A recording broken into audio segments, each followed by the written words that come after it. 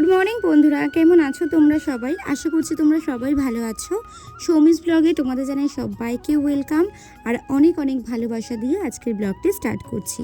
আজকের ব্লগটি হচ্ছে সোমবার, যেহেতু আমি সোমবারের ব্লগ আমি মঙ্গলবারে দিই, বাট দিতে পারিনি কারণবশত একটু খুবই ব্যস্ত ছিলাম। আর এদিকে দেখো আজকে সকাল থেকে ব্লগটা স্টার্ট করছি।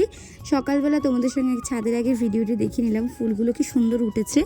আর তারপরে ঠাকুর পুজো দিয়ে চলে যাব রান্না করতে। আজকে যেহেতু সোমবার, আজকে বাপের বাড়ির থেকে শ্বশুর বাড়ি চলে যাব।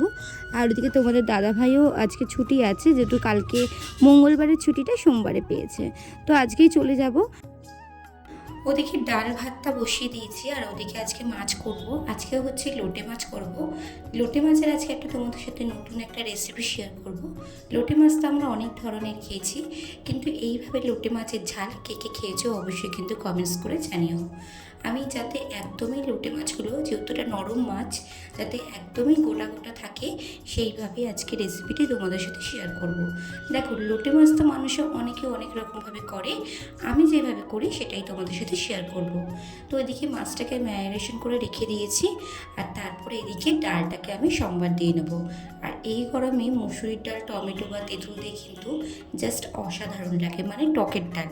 যেহেতু আমরা আম খাই না, নীলের পুজো না গেলে আমরা কিন্তু আম খাই না বলে ওর জন্য তেঁতুল দিয়েই ডাল করেছিলাম। যাই হোক, আজকে উচ্ছে কুমড়ো ভাজা হবে, লোটে মাছ হবে আর ডাল। তো এদিকে মাছটাকে ম্যারিনেশন করে রেখেছি আর তারপরে একটা ফ্রাই প্যান বসিয়ে দিয়েছি। আমি কিন্তু এখানে সাদা তেলে পকোড়াটা আগে ভেজে নেব, তারপরে কিন্তু রেসিপিটি সর্ষের তেলে করব। তো তারপরে একটা থালির মধ্যে অ্যারোরুট নিয়ে নিয়েছি, দিয়ে কিন্তু মাছগুলো ভালো করে এপিট ওপিট করে দিয়ে নিয়ে ভালো করে লালচে টাইপ করে পকোড়া করে ভেজে নেব। এতে করে কি হয়, মাছগুলো কিন্তু একদম গোটা গোটা থাকে, একটুও কিন্তু ভাঙে না। এতে কিন্তু মাছের রেসিপিটাও কিন্তু খুবই ভালো হয়। তো একবার তোমরা ট্রাই করে দেখতে পারো, জাস্ট ফাটাফাটি লাগবে। তোমরা কিন্তু চাইলে বিকেলবেলা স্ন্যাক্স হিসাবেও কিন্তু লোটে মাছের পকোড়াগুলোকেও ভেজে নিতে পারো এইভাবে। তো যাই হোক, দেখো এক এক করে মাছগুলো আমি ভেজে নিচ্ছি।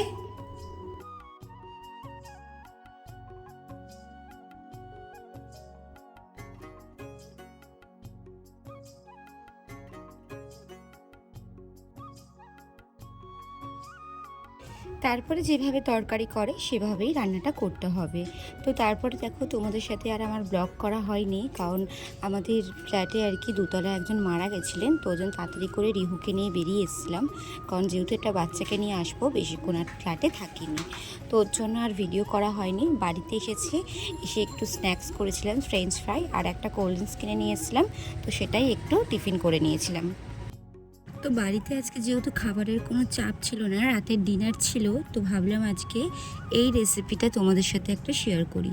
অনেকদিন ধরে নারকেলের নাড়ু খেতে ইচ্ছা করছিল, তো ফ্রিজে 3খানা নারকেল ছিল, তো আমি ভাবলাম নারকেলের নাড়ুটা করিই নিই। তো ওর জন্য নারকেলের নাড়ু করব বলে গুঁড়ো আনা ছিল, চিনিও আনা ছিল। তো আমি এখানে পুরো গুড়ের করি না, আমি হাফ গুড় আর হাফ চিনির করি। তো ওর জন্য আমি এখানে 300 গ্রামের মতো আখের গুড় আর 150 গ্রামের মতো চিনি দিয়ে ভালো করে কিন্তু নারকেলের সাথে আগে মাখিয়ে নিয়েছি। মাখিয়ে নিয়ে করলে কিন্তু বেশ ভালো হয়। তো তারপরে পাকটা আমি দিয়ে নিয়েছি, মিনিমাম 20 থেকে 25 মিনিটের মতো পাক করে নিয়েছি। তোমরা বুঝতেই পারবে যে এবার পাক কিন্তু হয়ে এসছে। তো তারপরে গরম অবস্থায় অল্প অল্প করে হাতে একটু জল দিয়ে ভালো করে কিন্তু হাতের তালুতে ঠিক এইভাবে গোল্লা গোল্লা করে পাকিয়ে নিতে হবে। আর দেখো, আমিও কিন্তু ঠিক এইভাবেই করছি, যেমনটা তোমরা ভিডিওতে দেখছো।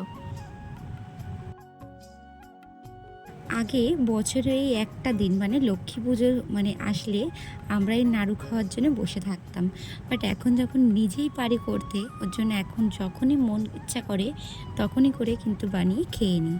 তো যাই হোক, দেখো এখানে কিন্তু আমার রেডি হয়ে গেছে। ভালো করে একটু ছড়িয়ে নিয়েছি যাতে আঠালো জিনিসগুলো একটু টাইট হয়ে যায়, মানে একটু নাড়ুটা একটু ফ্যানের তলায় রাখলে কি টাইট হয়ে যায়, মানে শক্ত টাইপের হয়ে যায়। তো এবার একটা পরিষ্কার কন্টেনারের মধ্যে একটা একটা করে নিয়ে নিয়ে তোমরা চাইলে কিন্তু ফ্রিজেও স্টোরেজ করে রাখতে পারো বা নর্মালও রাখতে পারো। তা আমি যেহেতু ফ্রিজেই রেখেছি, কারণ যেহেতু গরমকাল, গরমে নষ্ট হয়ে যেতে পারে, কারণ একটা যতই হোক একেবারে তো তুমি খেতে পারবে না, রয়ে সয়ে খেতে হবে। তো ওর জন্যই কিন্তু আমি ফ্রিজে স্টোর করে রেখে দিয়েছি। তো তারপরে এখানে রাতের ডিনারটাও করে নিচ্ছি বন্ধুরা। তো চলো আজকের মতো এখানেই টাটা, আবার দেখা হবে কালকে কোনো নতুন ব্লগের সাথে। সবাই ভালো থাকবে, সুস্থ থাকবে, আর ভিডিওটি কেমন লাগলো অবশ্যই জানাবে।